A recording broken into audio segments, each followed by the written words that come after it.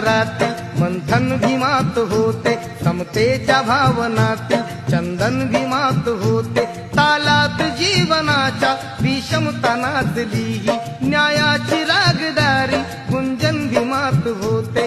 संकल्प या मनाचा क्रांती करून गेला, निधड्या मनाचा मोठा होऊन सिंह गेला।